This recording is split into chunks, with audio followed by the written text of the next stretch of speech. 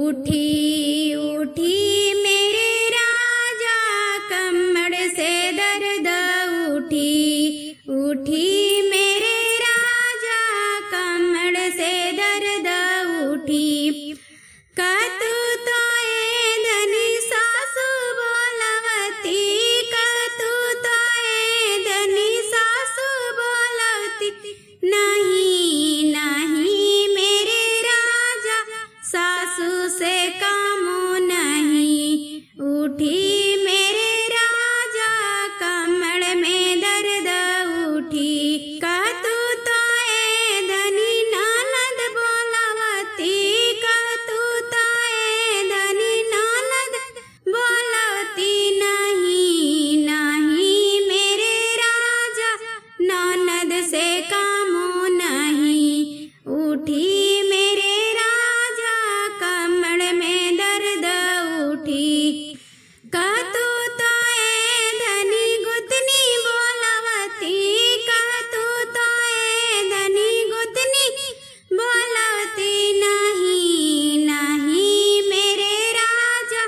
गुतनी से काम नहीं उठी मेरे राजा कमर में दर्द उठी कतु तो ए धनी अपने आई थी कतु तो ए धनी अपने आई थी सही सही मेरे राजा यही तो चाहते रही सही मेरे राजा यही तो चाहते रही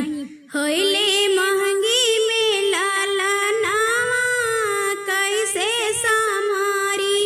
होइले महंगी में लाला नावा कैसे समारी काजर करन के ननद आई ओ भी मंगले नेग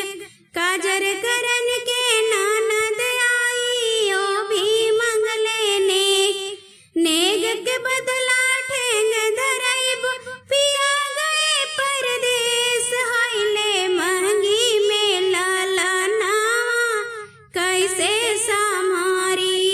होइले महंगी में लाला नावा कैसे समारी